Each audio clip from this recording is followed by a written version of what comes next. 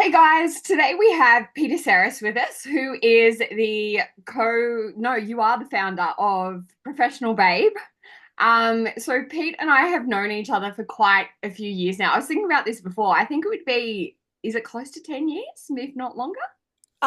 So we met we met in 2015. Okay, No, I lie, 2014, because I remember who I was dating when we met. yeah. Yeah. And we'll save that for another day because we'll do boys and dating. And today we are going to discuss business. So, Peter, tell us a bit about Professional Babe and how you got into it. So Professional Babe is my business, which is a business consultancy. I sell courses. So I have a course called Give Good Email, entrepreneurial mentorship, so Business Bang. I've also got a podcast and then consulting as well. I feel like that I have the best job in the world because most people are really passionate and incredible about what they do, but it could be the business side of things that's actually letting them down. And that is my strength. So I'm really good at looking at a really talented founder. And then it's like, how can we make sure that what you're doing is scalable, it's profitable, and it's something that you really feel like that you love doing. This all came about. It's so funny. I've been in business all up 16 years, and Professional Babes. This would have been when you met me. Was actually when I started Professional Babe, and that actually was a beauty and lifestyle publication. How random. And because I owned the trademark and all of that stuff, when it came time to being like, I feel like I want to become a business consultant, I basically just rebranded Professional Babe, used all of the same name. And then I was like, how can we kind of turn this into a consultancy? And I feel like the name kind of suits both, where it suits like the beauty side, but it also suits the business side. Even though I will say some people, it's mainly men, they're like, what do you do? What's Professional Babe? I can understand that. I can understand how they, yeah, be confused around that. And one thing that I love is like we talk about there's people make jokes about like Instagram models, for example, and if Instagram was to go down tomorrow, then their whole, identity in some sense completely disappears. And it's the same with TikTok, and we just sort of saw that in America, even though it was a very brief down and then back up again. Um, and then I think people have a connotation around email or email marketing that it can be like I guess you'd have a sense of it's just another thing I've got to open or I so can you talk us through I guess the importance of it of email marketing in case platforms like Instagram and TikTok do go down, but also I know that you do it in a very unique way, and it's only because I know you personally and I know your personality that I know it's not going to be another boring email. But for someone that doesn't know anything about you and is coming to you brand new, how do you let them know that don't worry, we're not going to bore your clientele with another email? What do you do?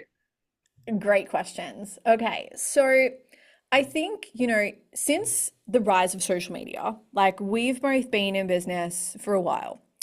And back when you started, business was very much pay to play. It's like if you don't have money, you can't start a business because it was something where if you wanted to advertise, you would either go on TV, you would go on radio, you would do flyers, you would do like print campaigns.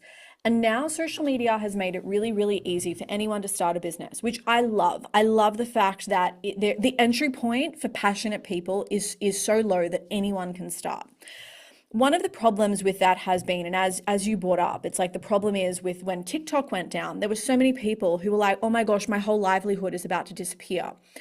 And one of the issues that we have is that because it's been really easy to like start a business, market a business, and sell with social media, a lot of people don't actually have a database where if Instagram went down, that their sales could still go ahead because they're marketing to people in a platform that they own, right? I have some clients and they have some real controversial, spicy opinions, which I love. I would never tell them to stop that. But the problem is with that, their account could get banned on Instagram because they just say the wrong thing. And And as a consultant, it's like it is my job to safeguard people and their income. And one of the easiest ways to do that is by having an email list. We're not having to battle an algorithm. We're not having to worry about, oh shit, am I going to log into Instagram today? And like I've been hacked or my account's been disabled because I shared something that was a bit of a spicy opinion. Or am I going to worry that I'm going to build my audience on TikTok and then 3 months down the track, it's going to be like it's just not going to be there one day. Okay. And I think, we all need to have some kind of avenue for visibility. And I think Instagram and social media and TikTok is amazing because we all have our phone in our hand and we all go to these apps to kind of like, switch off and be entertained. But I do think that we need an avenue to send people to, which is your email list. Now, as you said, most people think that it's for boomers. They have this like real negative association. Like it's like the junk mail of the online world.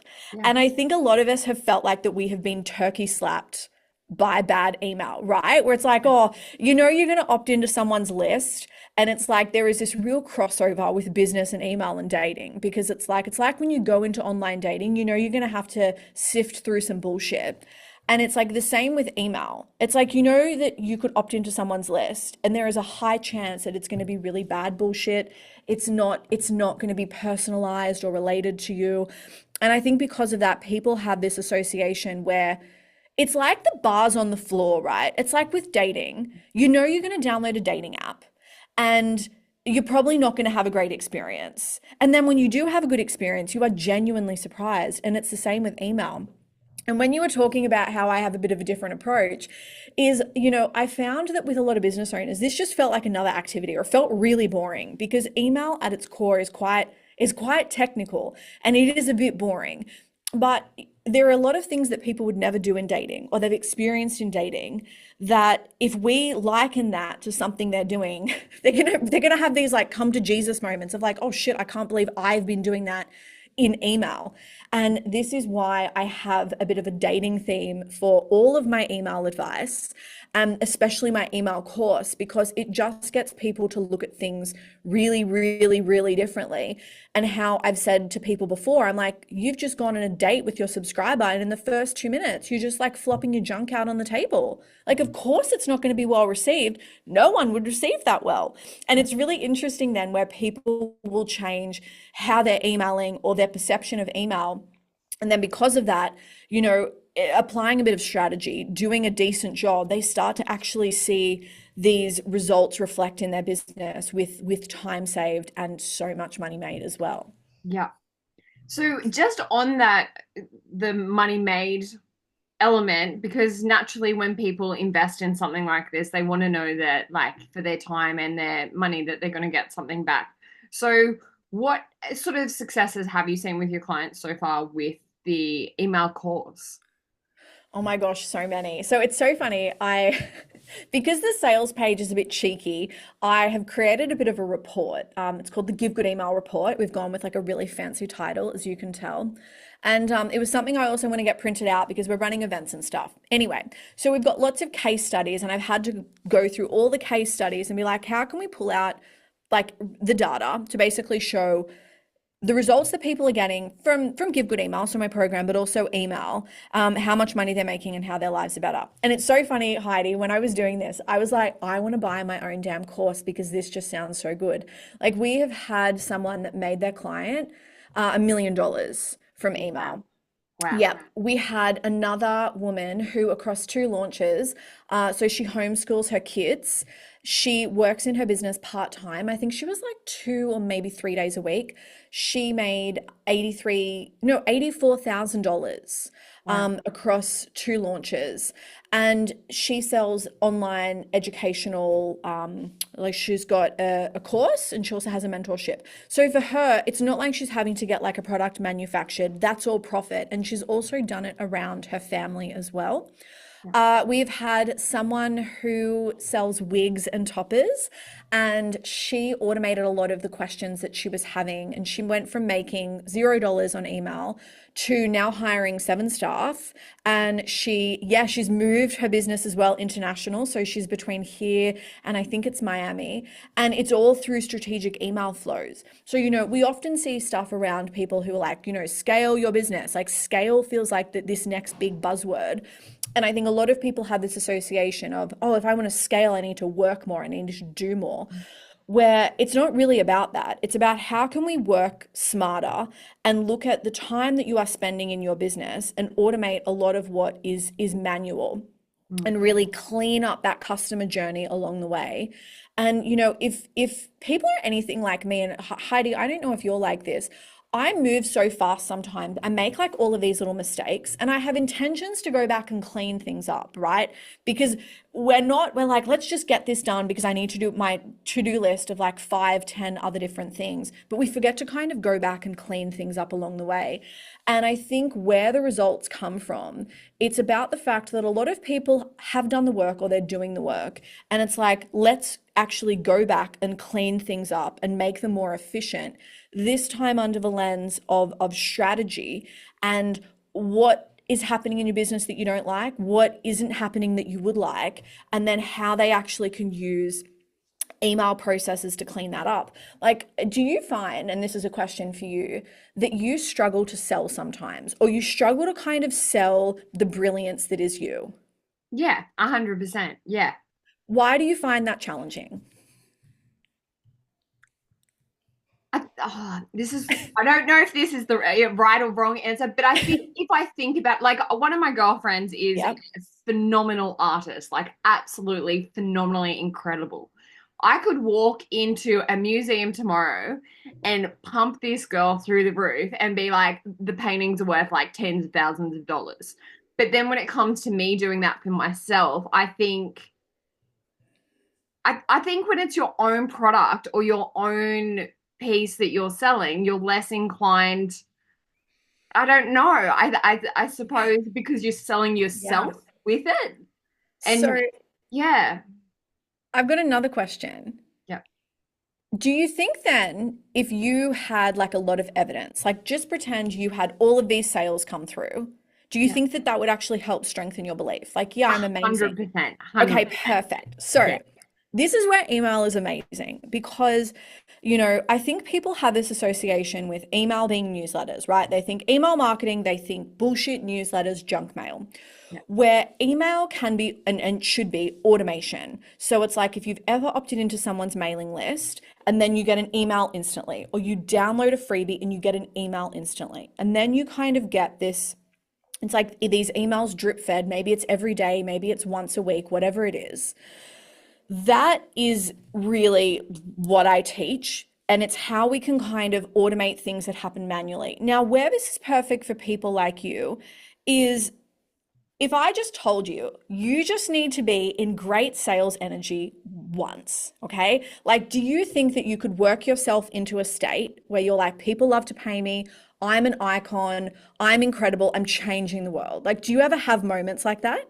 yeah, yeah, Perfect. yeah, So you just need to write your emails when you're in that mode, right? Of when you're feeling like you can take on the world. Because your email automations, I think people think that it's something that's outside of them when it's not. It is your clone of you. So if you can get yourself into a really good state where your energy is amazing and you're like, I'm incredible and everyone needs me, you write those emails, the energy of that yeah. stays in those emails. Mm. So if you are having a day where you're like, oh, I'm feeling terrible, I don't know if I want to do this, like, oh, this is really hard, I'm not cut out for this. It doesn't matter because your emails are selling you because it was crafted from you when you had high energy. Now, what happens from that? People will come into your mailing list and they'll be like, oh my God, I love this woman. I love what she's about. I love her vibe. How good are you going to feel if you're having the worst day and you have someone who hits reply and they send you this beautiful paragraph saying, hey, I just want to let you know whenever I get your emails, like they just make me so happy, or I love this, or I love how you do something. Or if they're like, hey, or they hit reply and they're like, I want to buy something. It's going to actually change your mood. And this is where for a lot of people, it's like they get really good results and the results build onto that because we're starting to pull out the really good elements of you and automate them. Like everyone thinks that I'm always happy and I'm not. Like, you know what I'm like? I can be in a real shit mood sometimes, but why they think I'm always happy is because I make sure that when I'm crafting content that I'm in a genuinely good mood. Yeah. And then if I'm in a really good mood, I will then go and automate that. So if I send an email out, like a newsletter, and I'm like, oh, I was on fire that day. Like this was just crafted from my heart and soul. I had 3 people hit reply, they love it. I go and I take that email and I add it into my welcome flow. So anyone new that comes into my business, they still get to experience that. Mm. And even if I'm not feeling myself, it's like they're getting a part of me where I was really in my element that day. So for people like you, email would be perfect because you only need to get yourself into a good mood and like this real high sales state like once. And the Mm. thing is, I know you've gone to like Anthony Robbins before Mm. and he always talks about getting in that state. You Yeah. just need to get there once, craft your emails, Mm. and then that is like your little automated Heidi that's working in the background. Like, how fun does that sound? Definitely does. For people that aren't aware of, when you say you'll go and automate that, what do Yep. you mean when you say that? Okay, so automation is a capability of email marketing software. Okay, Mhm. so when you look at email software, so brands like ConvertKit, Klaviyo, ActiveCampaign, MailChimp, when you sign up and you log in, you'll be able to send what they call and this is where software makes it really complex. I love this because every single email software calls it something different, even though it's the same thing. Yeah, right. So, like your newsletter could be a blast, it could be a broadcast, it could be an email, okay? And that's something where it's like if you're on my mailing list and I send out an email today, this afternoon at say 3 o'clock, that if you were not on the list and you join tomorrow, you've missed out on that because this is something that's been sent out and when it's out there, it basically expires. Where an automation is different, and you can automate a lot of things. You can automate when someone gets a freebie, so they're on your website, they want to download like a checklist or a workshop. You can have an automation around that. You can have an automation if, say, someone buys something around like educating them on their purchase. You can have an automation around like if you're a massage therapist and a client has booked in like what the next steps are, or a Pilates studio, it's like they've just purchased the 2 week trial, here's what to do, and now you're going to buy your membership. So what this looks like is it is something that you would map out the customer journey. Okay. So someone finds you, what happens next? Then what happens? Then what happens? Then what happens? And we're doing this in a way of what is currently happening and what do we desire to happen? And then how can we kind of like create this so we're in turn automating that process so it's not something that we're having to do manually.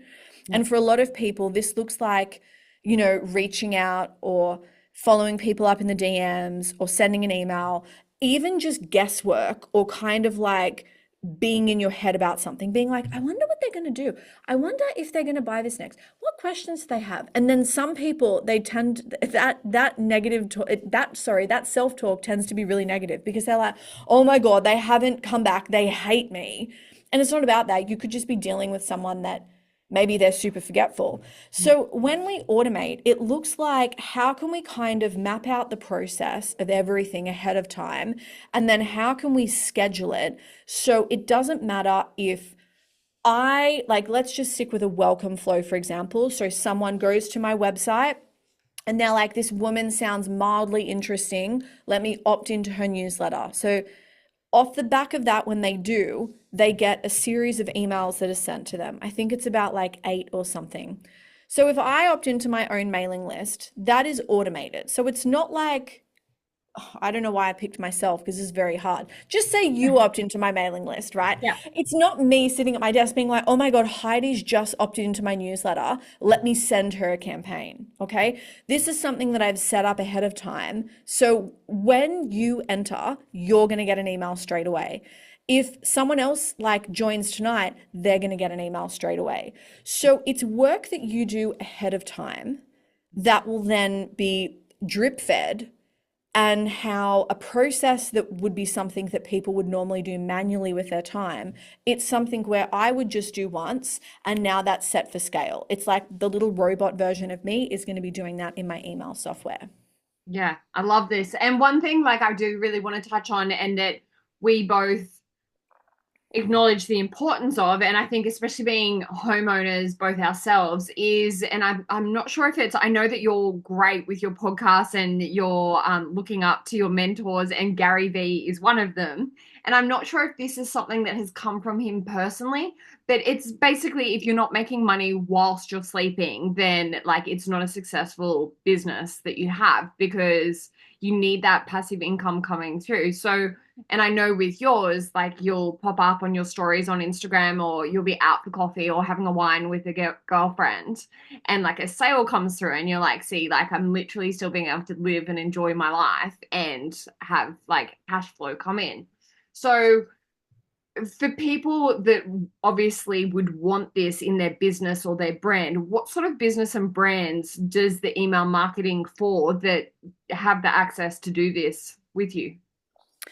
So every business can use email, like literally every single one. It doesn't matter if you are service based, it doesn't matter if you're e-commerce, it doesn't matter the size of your business. Like, for example, I got an email the other day from Westinghouse where my appliances I purchased from, and it was something that was not even related to what they were sending me. I was like, why are you emailing me about filters when I bought like my oven from you? It just didn't really make any sense. But any business can do this. Now, where this is different is, for me, how I've set my business up is I have scalable offers.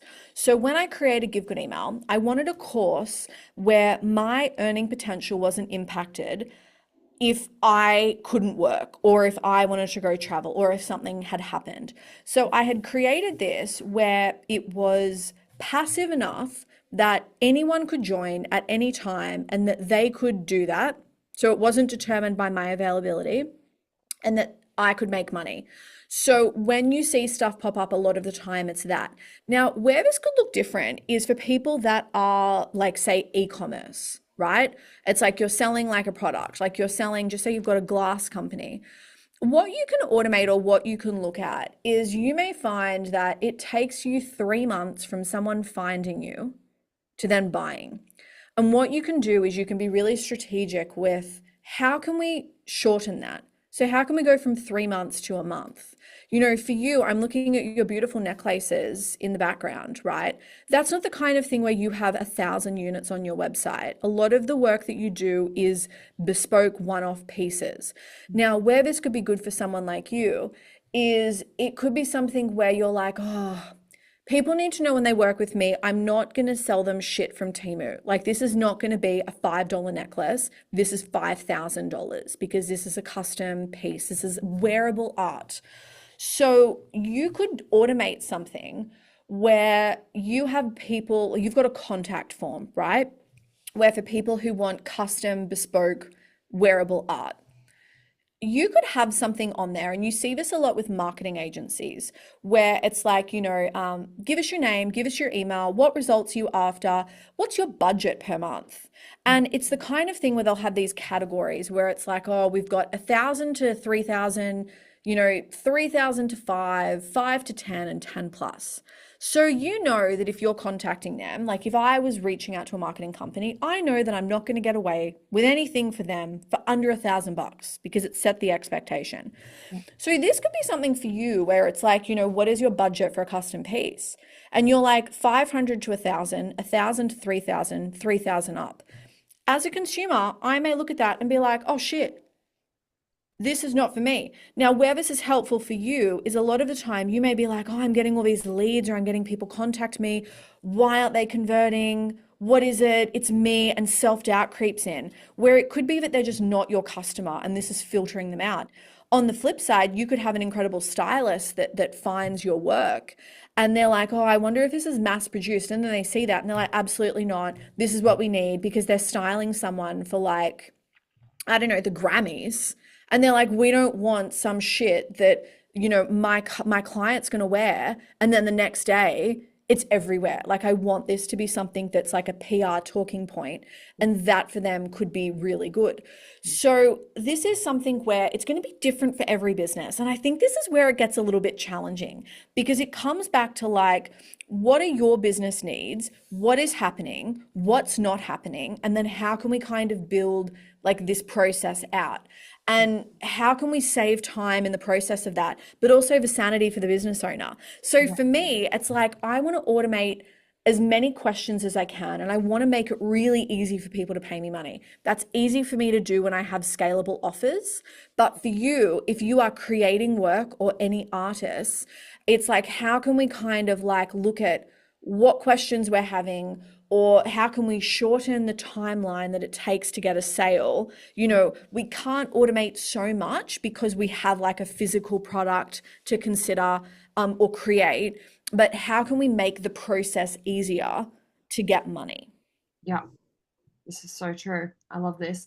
So, if with everything we've said so far, if people are like, okay, Peter feels like the missing step in where I'm at now and where I want to take my business to be, what would you suggest are the first steps? Like, do they go to your website or do they like slide into your inbox and ask you direct? Like, which avenue should they take?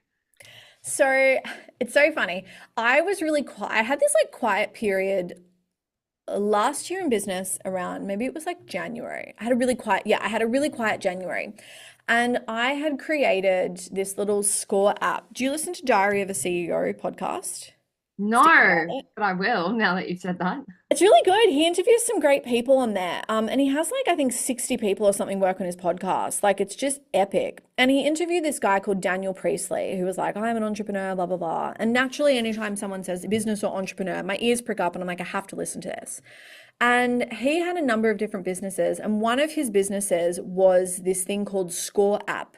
And I was like, this is really interesting because I don't know if you do this. I go on this deep dive. If I listen to someone or I like someone, like if I'm watching a movie and I'm like, oh, Nicole Kidman looks great. All of a sudden, I'm on Google and I'm researching Nicole Kidman. I'm like, what movies has she been in? Who are her husbands? How many kids does she have? Like I go on this, I go deep. And that's what and I promise I'm The coming back to Virgo in that you. question. We've gone off on a tangent. We're going to come back. We've just gone on a little temporary road trip. So I was researching this, and Daniel had on his website, he had this like key person of influence scorecard. It was like this report where it's like, input data and answer some questions, and, you'll be able to rank your influence. And I'm like, oh, I like this. That sounds like something I'd like. So I did it. I got this report, and I was like, this is fucking amazing. And I was thinking about how, because I don't want to be on Zoom all day and I don't want to be in my inbox all day, like I'm actually quite a lazy person. I'm a creative person. I love to create. I love to do things, but I'm really lazy in terms of I don't want to do the same shit every day. Otherwise, I know I'm going to get bored. Yeah. So I was looking at this thinking, how could I create something like this for my business? And I did. And it's called Hot Business. And where this is amazing, and I think everyone should go through it, is it ranks, and I do have a system for growing profitable businesses, my goals system, which stands for goals, offerings, lead generation, and sales. And then we also have like your entrepreneurial mindset. It ranks like how your business is going Yeah. and areas for growth. Because quite often, what people obsess about isn't actually what they need. And I see this a lot with business owners where they're like, I need to make my product better. If my product was better, it would sell. And it's like, your product's amazing. You just have a visibility problem where you don't have enough eyeballs and you have like no formula in actually keeping those people engaged and finding new people. And what this does, and it's the perfect entry point, is it will give you a solution on how to make your business better immediately. I from the back of that will make some little suggestions as well, but I have an incredible podcast, and I think both of those two things are, I think, a really good entry point in working with me and discovering what I'm like, because I feel like I've been really nice on this podcast. Sometimes I'm a bit like direct. My clients are like, oh my gosh, you slap me around sometimes. So I was like, let me just like slip it in nicely here. But sometimes my delivery can just be a little bit more aggressive. So that may be a good way for you to kind of like feel into what I'm like to work with, but also to get like a really quick transformation because I've put my entire brain into this. So it's really easy for you to kind of go in, answer some questions about your business, and then it's like, oh, little robot Peter says that I need to work on sales. Here's what I should do Yeah. now. Yeah, the nice, kind, gentle version of Peter. Yeah. No, but you're not. I'd like to sell you. I don't think you're not brutal. You're just honest, and I think people need that in not just life, but definitely in business. Like people need. Sometimes the hard truth is what's going to make us all of the sales, and maybe we don't like hearing it, but I think it's important. So one thing with you that I love is your play on words with the brand, and you're very, for people that don't know you personally, you're very cheeky. And I see parts of myself in you in the way that like we do say things that can, like you said before, can be quite spicy or, can get a reaction from people. So say for example with the give good email, it could be taken like in a sexual context or it could be taken in a business context. And I know with us talking as friends, like you've had businesses that are like, oh, if you sort of, dulled the brand down a little bit, you could scale it to hire more professional brands. And one thing I love about you is that you're not a sellout in the way that you'll stay true to yourself and what your branding is. And you would rather like wear your heart on your sleeve with the brand and attract the right clientele rather than change how you sell yourself to attract those clients.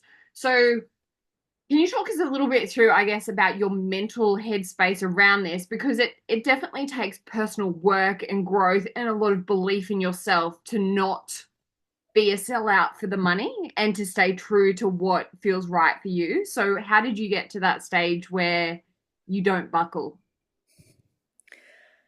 I think I'm gonna come in with a real spicy opinion.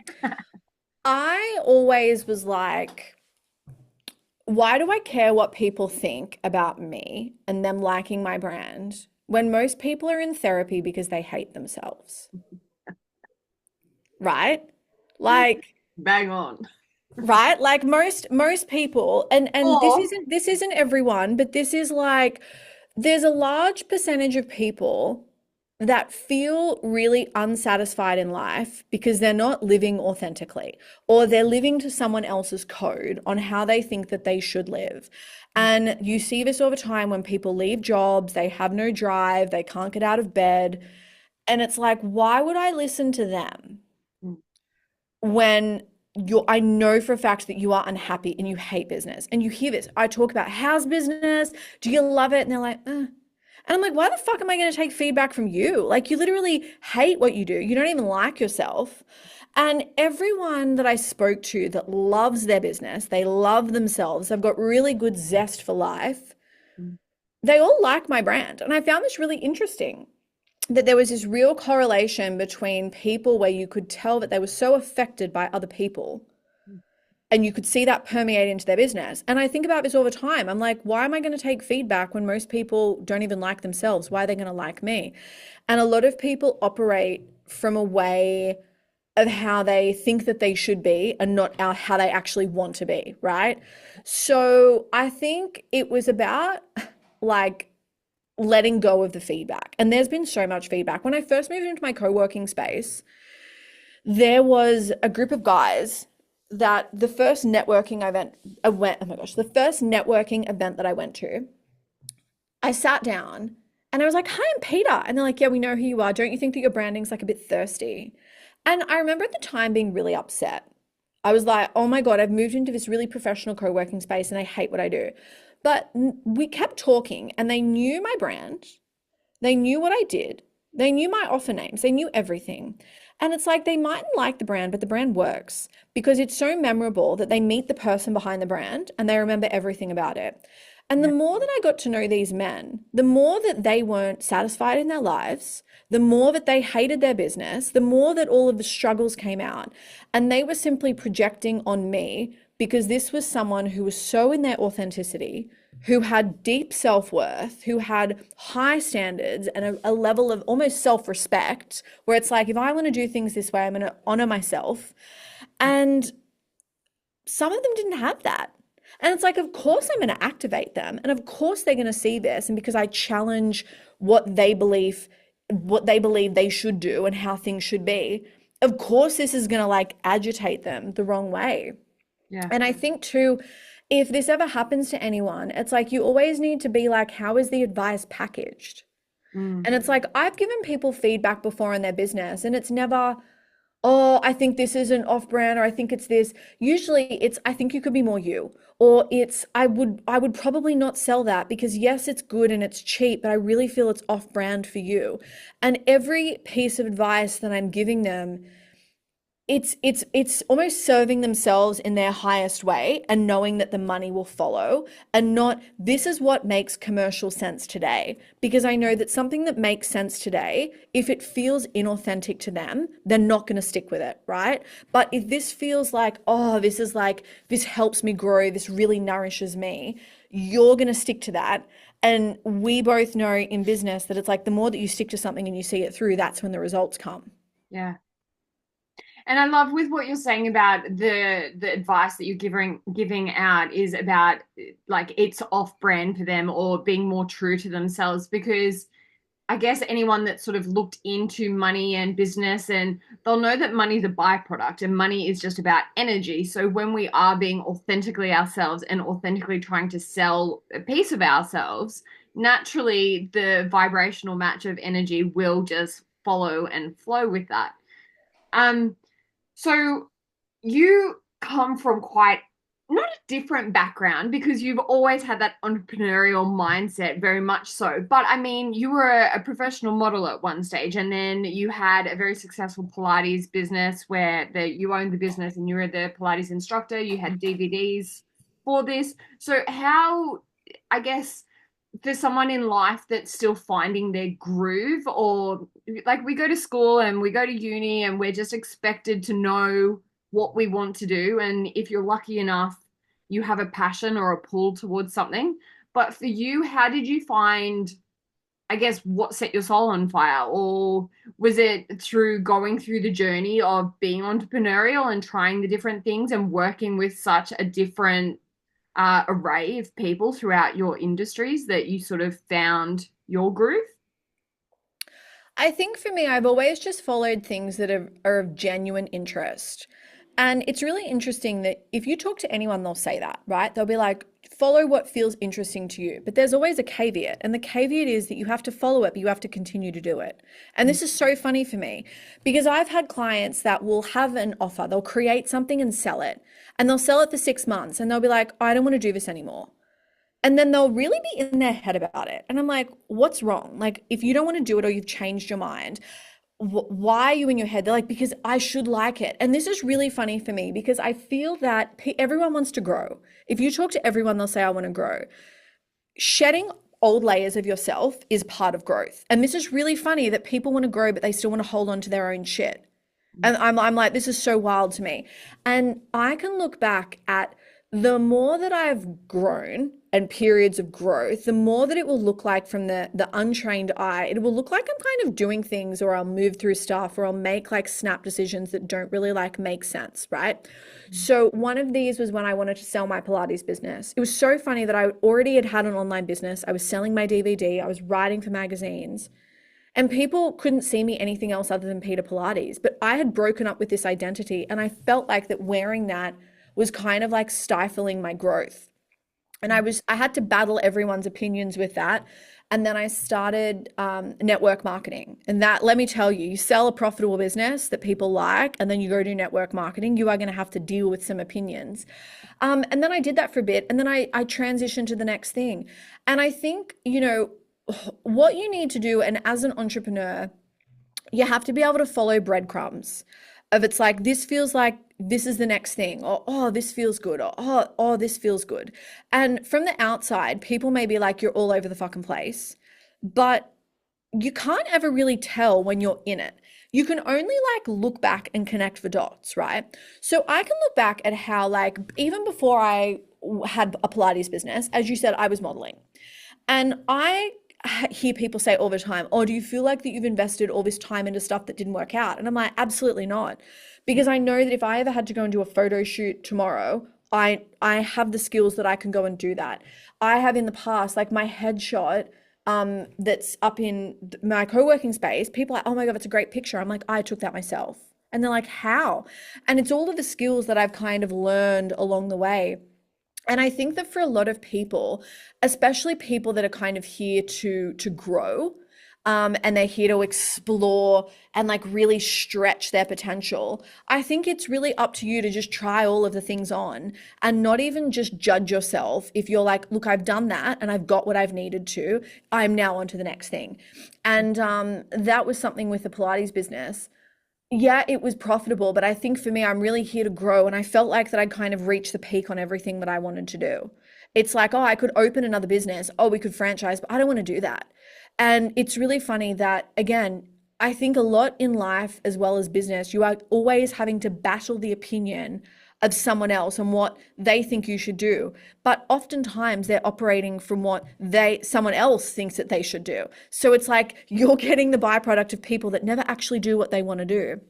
So for me, I just believe that people need to follow what feels genuinely interesting, even if they're terrible at it, right? Like I have a keynote that I'm doing on Thursday. Now, I'm an experienced presenter, but I'm an experienced presenter in workshops, right? So if you come, we can do a workshop, I can teach you and I can train you. But this is a keynote for an awards night. And that to me, they're like, we want it to be really entertaining. And I'm like, oh shit, this is going to stretch me because I'm not used to doing it, right? Now, I could stay in my little scope, but I was like, no, I have to say yes to this. Like, this is what I want. This has been a little breadcrumb that's presented. I'm going to say yes to this. Yeah. And that has probably been the biggest tip that I have followed, where it's like anything that I feel genuinely curious about or something where I'm like, oh, that feels good. And then all of a sudden I want to step back because it feels too big to me. I have to move forward. So when I was like, oh my God, a keynote, oh, I don't want to do it. I'm like, no, you have to do it. The fact that you don't want to do it means that you have to do it because this is actually really good personal growth for you. Like if you had that before with things where something feels good, but then when you think about it more, you're like, actually, this is scary as shit. Yeah, 100%. Yeah. And I think that probably taps into that entrepreneurial thing is that you do push yourself forward because a lot of people will do oh, this feels scary, and they do step back. And that's why, nothing changes if nothing changes, and they keep getting the same old thing and they wonder why things aren't changing or growing. And it's because they're not stepping out of that, the comfort zone themselves and stepping into that scary, uncomfortable growth place. Yeah. So P, what would you say is next for you and your brand and professional babe? So at the moment, we're like scaling. Give Good Email is a great course. It's proven. It's minimal work for me now. We've changed the format slightly where I turn up and we have like one structured call a month, where before it was just I turned up on Zoom and if people had questions, I answered them. So we're looking at getting more people into that, more businesses and marketing teams and bigger businesses, growing my entrepreneurial mentorship. So I feel like I did a really good job for people knowing that I do email. And it's really funny that they didn't make this connection where it's like, oh, but I also can help you with your business because I've had a business. So doing more of that. I'm starting another business that I've kind of just had to put on the back burner a little because I've just been unwell with the flu. And then I'm like, I need to focus on my podcast that I have not been recording. So basically like maintaining and growing what I've done. It's like, we've got a really good little engine of a business.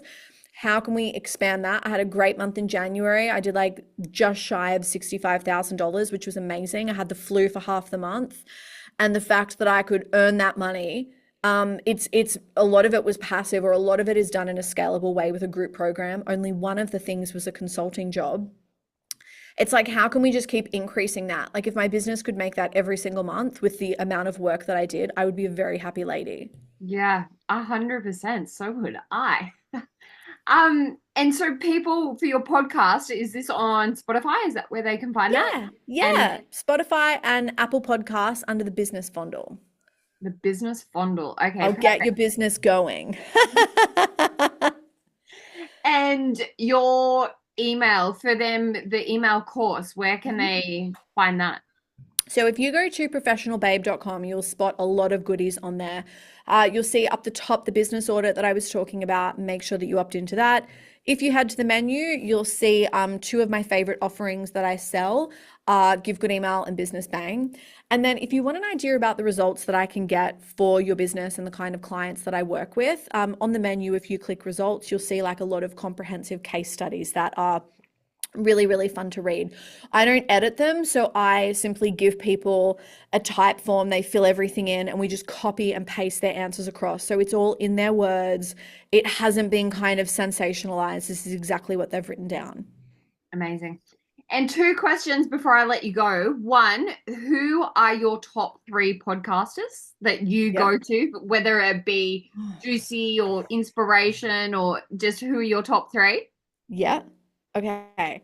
So it's so funny because I feel like I went off podcast for a bit and now I'm slowly going back. Okay. The first is Initiations by Jules Ferrari from Golden Nature.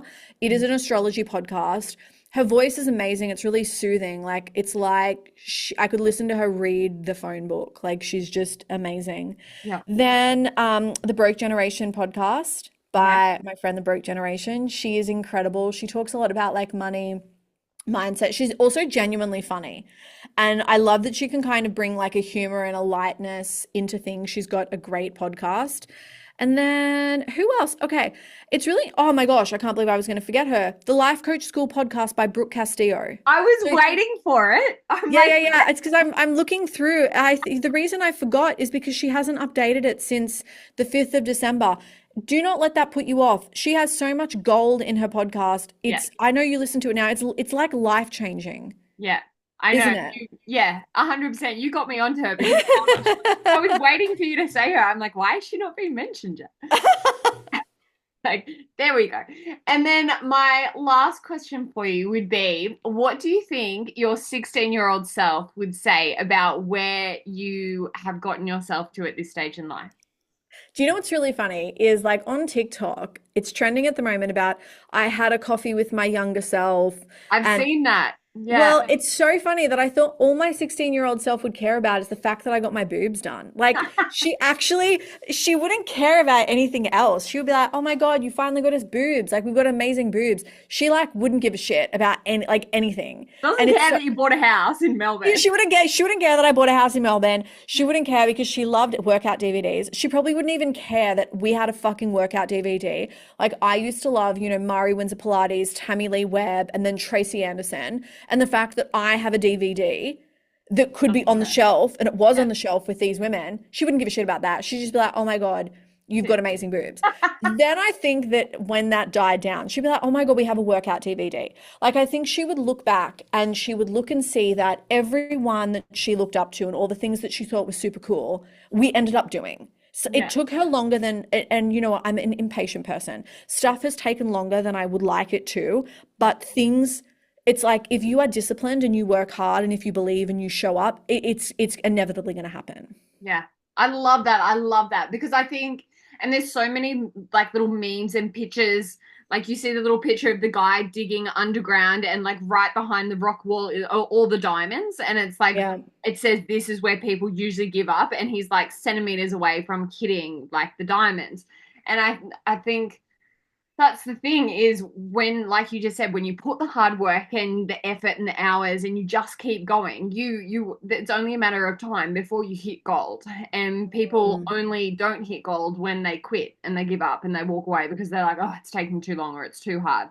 So I think, yeah, just continuing to go until you get there and then you're buying exactly. a house by yourself. So yeah, Go thank you us. so much for joining me today. We're definitely going to do another podcast on the shit show that is our dating lives because, business we might know, but dating is another story altogether.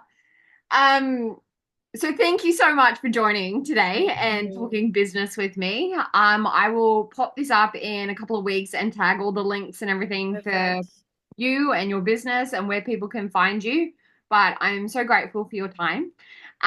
So thank you and have a beautiful afternoon and we'll speak again soon on boys. Yeah. Thank you. Bye, darling. I'll just end this.